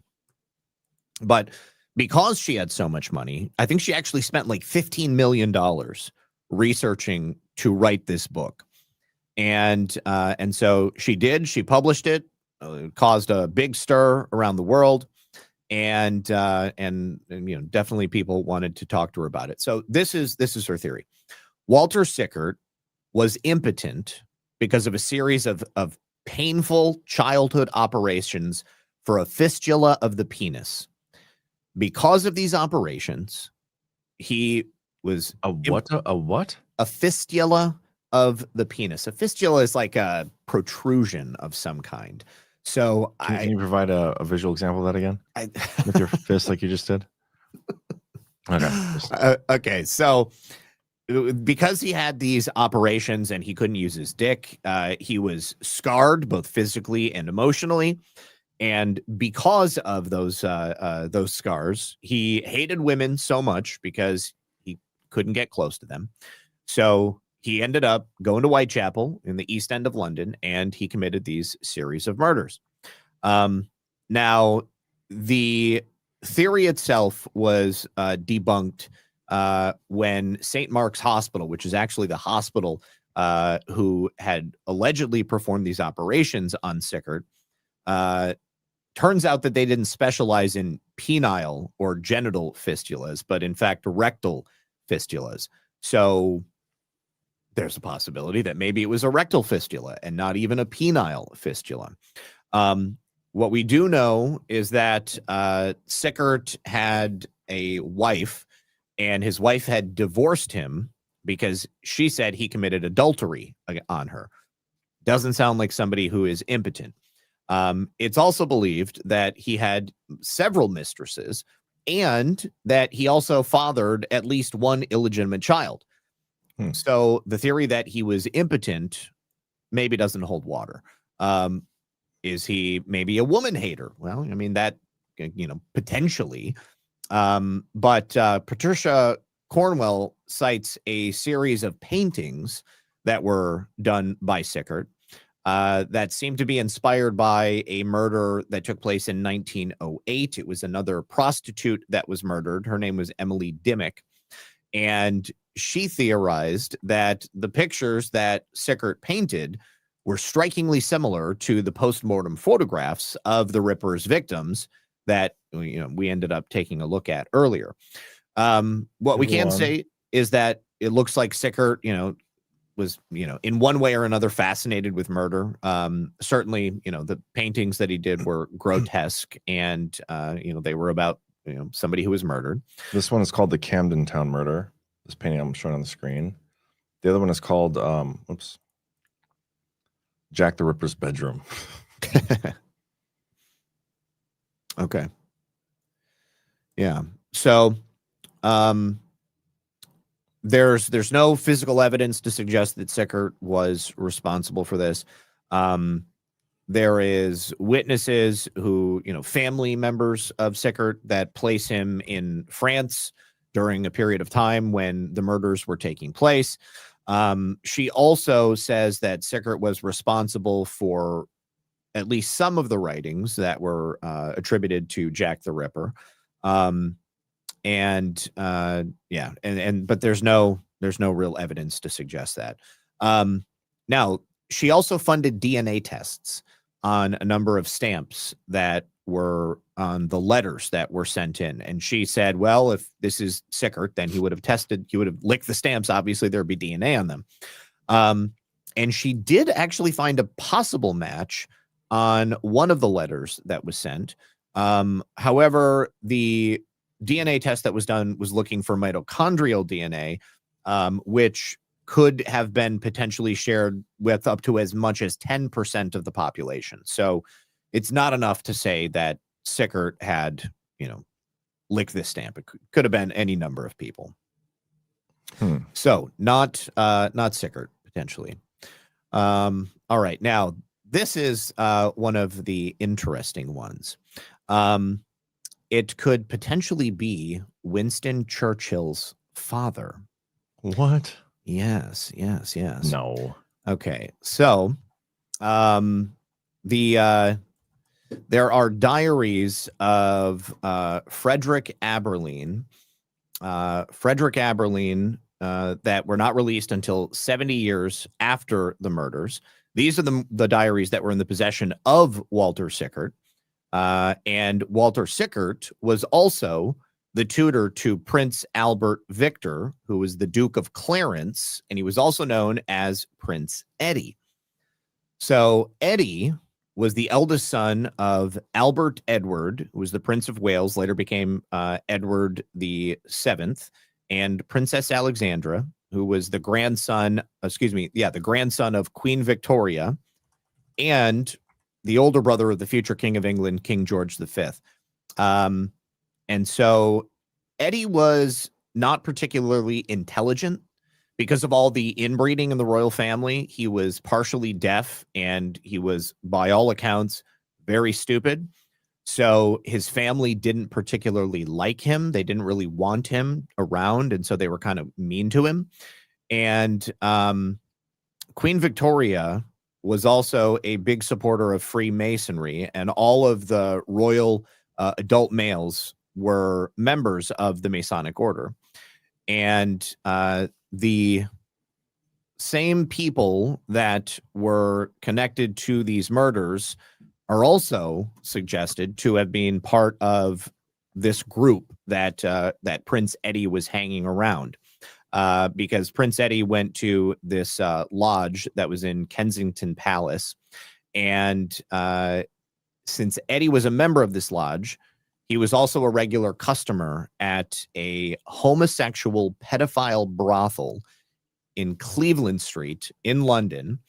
And there was allegedly a series of explicit love letters that he exchanged with a young boy who was employed at this establishment. Well, I mean, I think, you know, I don't know. I mean, it says that he was employed, but I mean, like, he was a kid. So, I mean, was he there of his own volition, or what's the status of his penis fistula?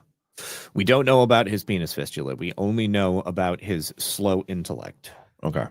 That's pretty much it. Interesting. All right. So what's really odd about those letters, the pedophile love letters that Prince Eddie was writing with this kid at this brothel, these were in the possession of none other than Aleister Crowley. Aleister Crowley, the well-known Satanist, and the spawn of Satan himself. We've talked about Aleister Crowley on past shows, so we don't need to go into it. So now Eddie wasn't exclusively gay or a pedophile, because he also had a child out of wedlock with a young Catholic Irish girl who was named Annie Elizabeth Crook. And because Eddie had this kid, he ended up marrying her, and it was done in secret. But there was a rule in the British monarchy for a long time. I don't think it like ended until maybe like the early 90s or something like that. But British royals were not permitted to marry Catholics. I'm sure you're aware of like the rift in the church between the Catholics, the Pope, and Henry VIII. Henry VIII wanted to divorce his wife, and the Pope wouldn't allow it. And so Henry VIII split off and started Protestantism. And because the official religion of the monarchy was Protestantism and not Catholicism, you could not intermix. You couldn't have a Catholic wife or have a Catholic child, because then it would sully the bloodline. So he ended up meeting Walter Sickert, because he was a painter at this time. And Walter Sickert was, you know, painting those grotesque pictures that we saw just a moment ago. And he was kind of keyed into the elite art lovers in London. And Sickert had a studio that was in North London. And he was introduced to Prince Eddie. And Prince Eddie would come and hang out with his friends, because, again, he was kind of shunned. Sickert? Walter Sickert, the guy that we just talked about, who was Patricia Cornwell said was a suspect. Now, I think it's more likely that he was adjacent to a suspect. This gets into the idea of why he was considered to have potentially been an accomplice in these murders. Interesting. So Sickert actually introduced Prince Eddie to the young Catholic girl that he ended up impregnating and then marrying. And they were head over heels in love with each other, I guess. And it's basically alleged that because of this secret wedding, it was used as blackmail against Prince Eddie, and because of the people that Eddie was hanging around with Walter Sickert, that also included not only young male prostitutes but also young female prostitutes. And this blackmail that was being held over the head of Prince Eddie was potentially enough to create this this killing spree. So Sickert ended up going to the lodge and exposing the fact that Eddie had this child out of wedlock, and that these prostitutes were aware of this. And the Masons at the lodge allegedly agreed to form a hunting party and to hunt down and kill these prostitutes, not only as a way to keep Eddie's secret safe, but also as a sort of Masonic blood sacrifice. So the hunting party, which essentially it would have been multiple people that were acting as Jack the Ripper, would have included the Sir William Gull. This would have been Eddie's former Cambridge University. The head of the Masonic Lodge was William Gull. Eddie's former Cambridge University tutor was J.K. Stephen, and then another by the name of Sir Charles Warren, who would have been a commissioner for the Metropolitan Police Department. Now, it's alleged that they didn't actively take part in the killings, but they helped facilitate the plot and then expedite the cover-up, perhaps having a hand in sending some of those letters in to make it, even more muddied the waters. And that's interesting to think that there was multiple people kind of playing the character, and I don't know, that's interesting. Yes. So this and then another individual who was involved in this gang of killers, a very prominent Freemason at the lodge, who was currently at this time the Secretary of State for India, also the leader of the House of Commons, and the Chancellor of the Exchequer. His name was Lord Randolph Spencer Churchill, who was the future father of future Prime Minister Winston Churchill. That's crazy. So it's alleged that Churchill himself was the brains behind the entire operation. And it's also said that some of the cuttings on these women's faces resembled Masonic symbols, and the symbols were cut into their bodies as part of the sacrifice. And also, so he would be responsible for the collecting all of the people to bring them together to protect Eddie and to kill these girls. William Gull was a rather skilled surgeon, so he would have performed the organ removals. And then they would essentially figure out who these people were that were blackmailing Eddie. They would get insider help from people in the area, and then they would plot the executions. They would do them in a ritualistic style. The killings from this perspective don't begin in September. The killings begin with Marianne Nichols and then end with Annie Chapman. And they would lure these women inside the coach. Then they would kill and mutilate them. And this is the part that explains the Jews, Juwes. So there is characters in Masonry, Jubella, Jubello, and Jubellum. They are the murderers of Hiram Abiff, and they were executed in this. There's like a play that you do in Masonry, and you act out the murder of Hiram Abiff. And when they are discovered to be the murders of Hiram Abiff, they are then themselves sacrificed in a sort of ritualistic way. Their throats were cut across, and then their bodies were torn open, and their entrails were thrown over their shoulder. Oh. And you're told when you join Masonry that if you expose the secrets of Masonry, that you will be killed in this way. So Eddie, being a Mason with, all of these royals, they were exposing Eddie's secrets. And so these women were allegedly killed in the same way that the three Jews would have been killed. And so the spelling of Jubella, Jubello, and Jubellum is J-U-B for each of them. J-U-B-E-L-A, J-U-B-E-L-O, and J-U-B-E-L-U-M. And so that would explain why Jews was spelled J-U-W-E-S. Interesting. Okay. Yes. This is the most believable conspiratorial one for me, because if you think about it, how far would you go to protect the prince of the royal family? And you've got, these people who are almost, essentially untouchable, who could get away with this stuff. And especially back then. So Nichols was definitely one of the people who was part of the blackmail ring. Catherine Eddowes, who was the second victim, according to Sickert, was killed in error. Catherine was kind of just in the wrong place at the wrong time, just happened to be a prostitute. And they were trying to kill a woman by the name of Mary Kelly. So they ended up, going out and completing all of these killings. And eventually, things did not end well for Prince Eddie.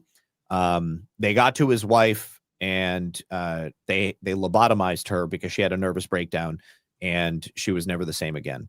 And then Sickert, again, as I said, had fled the country shortly after these murders stopped. And then, and there you go. And it was covered up all this time because there was this connection to the royal family. And there were also people involved in the Masonic order, of course, which was extremely powerful at that time, probably still is. It's also said that, most of the most, if not all, of cops in London and, in the UK are part of the Masonic order.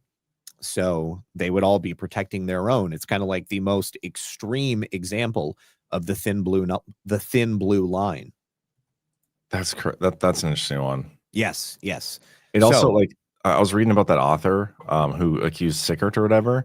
Yeah. And she's like super convinced it was him, and like him being involved in that, conspiracy is a little, it's interesting. I kind of want to read her book now. It definitely is interesting. So, I think she may be onto something, but I don't think that she's got the story all the way, because it completely ignores all of these other pieces that come into it. Like, just his proximity to those people is so interesting.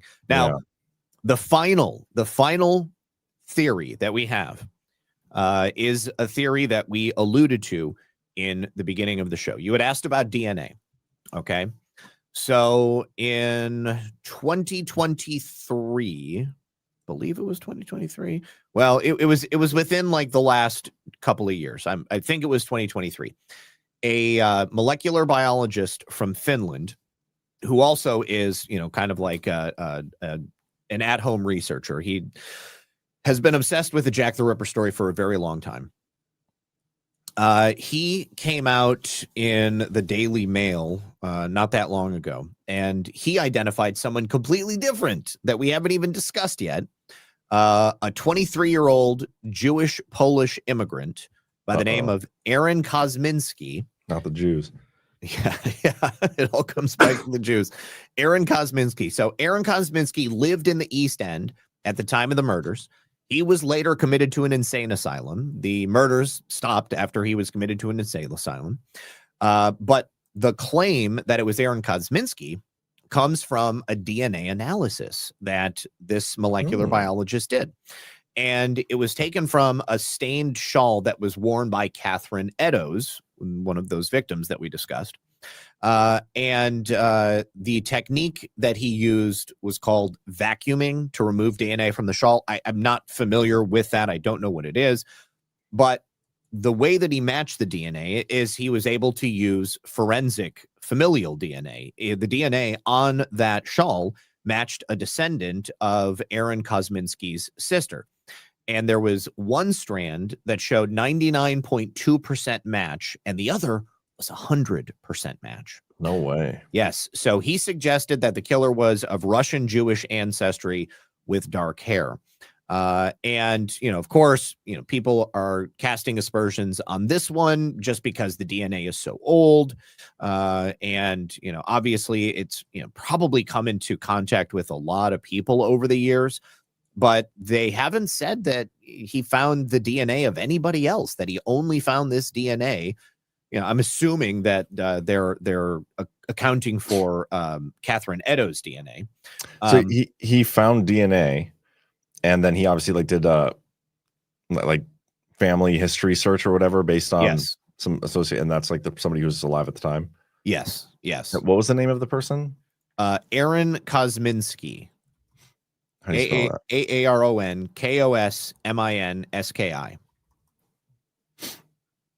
Okay, so he was in and out of mental asylums for a while. He was by occupation a hairdresser. he was prone to self-abuse, which is masturbation, I guess maybe public masturbation. And he was out there in the streets. I mean, he was right there at the time that it would have, been somebody would have been doing these killings. So they theorize, at this point that he was likely schizophrenic, delusional. He was a paranoid person. And other than the DNA itself, there's no hard evidence to suggest that it's Aaron Kosminski. I think that he was a suspect at the time too for a little bit. Okay. Probably because he was a nutter and he was in and out of the insane asylum, and he was, in the area. Yeah. I mean, the fact that there's DNA and that he didn't find DNA from anybody else is highly compelling. Highly compelling. I mean, any DNA at all from one of these. I'm surprised they're able to find it. I'd like to see more info on that. Now, skeptical. He said, "Okay, Zach, we get it. He was typically Jewish." Now, personally, I've always felt that the Ripper had to be somebody of note, had to be somebody of means, or was part of an elite clique, or had some status or something like that. Because, why else would they seal the records on this thing? I mean, why would they just put it away at a certain point and say, you know what? Okay, we're just going to UK Ultra. The precursor to MK Ultra, UK Ultra. You guys, it's so good. That is so funny. I mean, who knows what they were doing in those insane asylums to those people? Really, it's so true. You never know, man. Yeah. So I don't know. So I've personally always felt that, and the story about Prince Eddie, that one just Cousin Eddie. Cousin Eddie got drunk in a honky tonk and spilled the beans. So I don't know. Yeah, maybe I guess he would be Cousin Eddie to somebody else. But who knows? Yeah. And that, anyway, my friends, is what they call a conspiracy. That was a good one. I like the murder. We should do more serial murder ones. I've got a couple of different serial murderer ones that I've got on deck. I just didn't want to stack them all at once. But I'll pull them out. Yeah, those are fun ones to me. And I'm my girlfriend's got me watching horror movies and stuff. And I'm not normally a big fan of actual horror movies, but the murder ones get a little I can get into those, the thriller type stuff. I like psychological thrillers. Yeah. Did you guys see The Substance? I have not. I don't know what that is. Well, ask Cece if she's seen it. She's seen everything. That's a new one. I've seen that on when we're looking for movies, I've seen that on there, but I haven't watched it yet. No, it's really good. You should watch it. It's a thriller. Yeah, it's a thriller and a body horror movie. A body horror movie. I don't know what that means. Well, she'll be able to tell you. Okay. Sounds good. Anyway, I have a confession to make. I forgot to do the rant thing at the beginning. Oh, well, it's a good thing that I didn't. I figured you would have. Yeah. So why don't you have you got the boosts pulled up? I don't think we got any boosts we got 1027JS says good evening for $20. Thank you, Joe. And then Joe Biden's football left one says my decorator hinted I'd need major league upgrades before I see a return. Some browsing led to a cursed Etruscan sarcophagus and deceptive tips. And while I do admire his eye for such affairs, the learning curve's a bit steep. Maybe he's born with it. I do not understand the code behind that one, but yeah, you're gonna have to decode that one for us. He's a very clever guy. He leaves stuff like that and don't understand it, but it's still great stuff. All right. So what do we have here? We've got first of all, one from Babbage, actual footage of John getting out of jury duty. Hold on, I'll pull that up. Yeah, pull this up. Okay. If it's a Babbage clip, it's going to be great, especially if it's one of her originals. Okay. Let me turn up the volume and share. Hold on. I have to stop sharing that screen because it's not in the right browser. Okay. I think I had this clip pulled up earlier, actually. Okay. When she said I didn't play it, though. There we go. Okay, Oh, yeah, this is a good one. Here we go. I have breasts, guys. I have teats. Or I have teats. I have teats. I missed that John Chess feeds. Yeah, I'm coming to see your kid this week, so hope he's hungry. And I can breastfeed on the house floor. Okay. Anyway, I can't believe I just said that on there.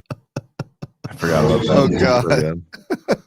So good. Thank you, Babbage. I have teats. That was before I think the Plymouth Guard. And I was referring to Mrs. Bright's baby when I said I'm coming to see your kid this week. Yeah, that was a good one. Oh, good stuff. Oh, good Lord.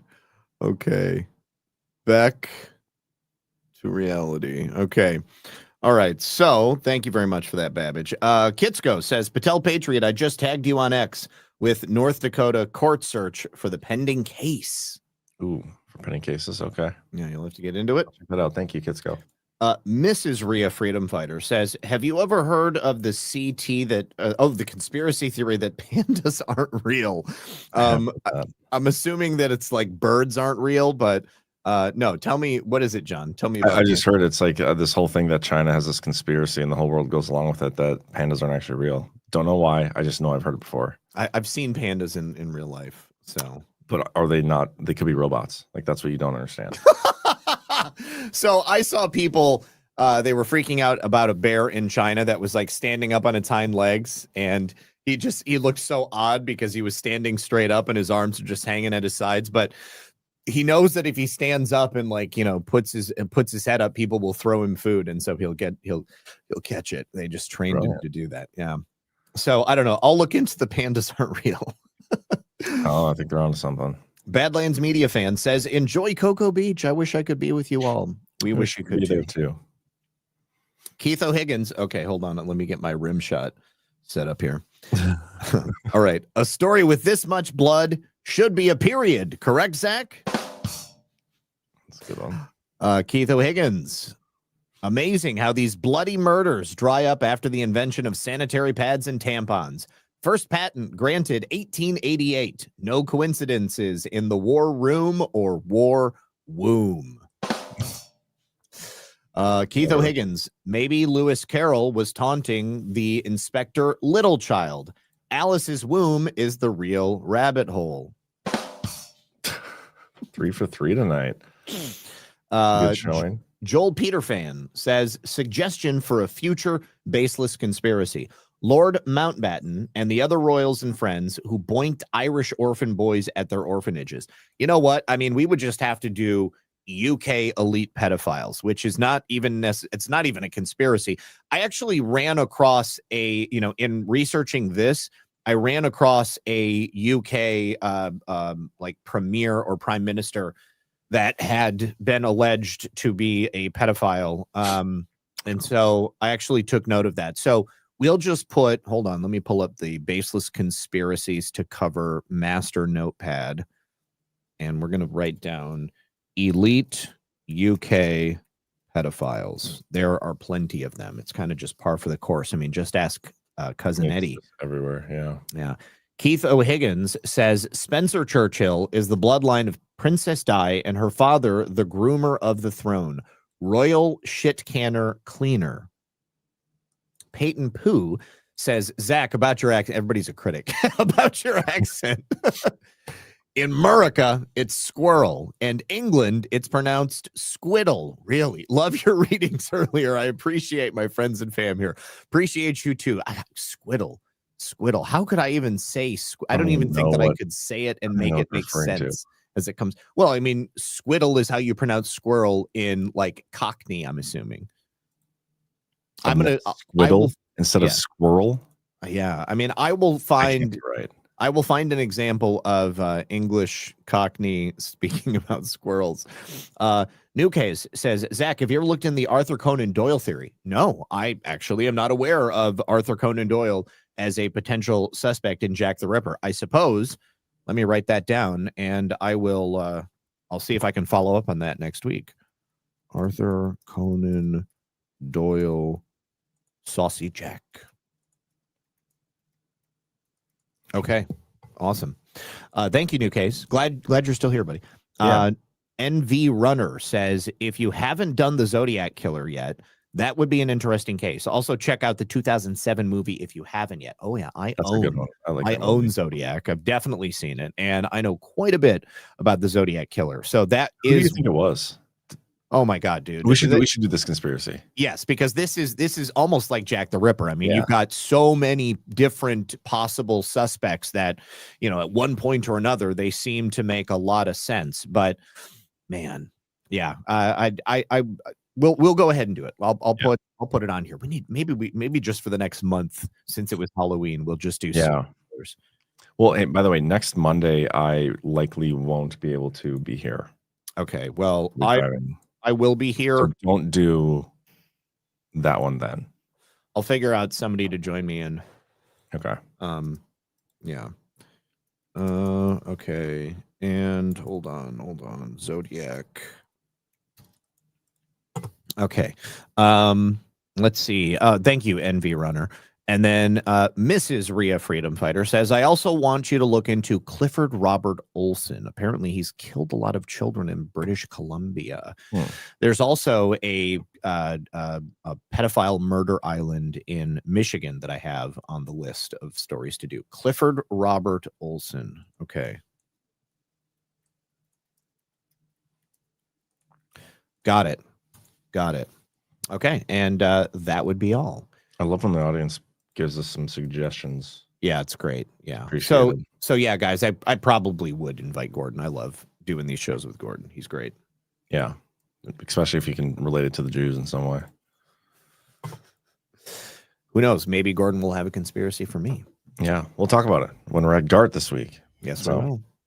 Anyway, everybody, thank you for tuning in. That was a fun one. Zach, as always, great work. Yeah, thank you very much. Hope you all enjoyed it. And with that, man, I'll be back on tomorrow with my daily show. And I know you'll be back with your daily show as well. So that's correct. 5 p.m. Eastern. Awesome. Oh, yeah. And my main YouTube channel was restored. But not monetized, right? But no, not monetized. No, I mean, I have to get like a certain amount. So they gave me 2 backup channels, each with like 16,500 subscribers.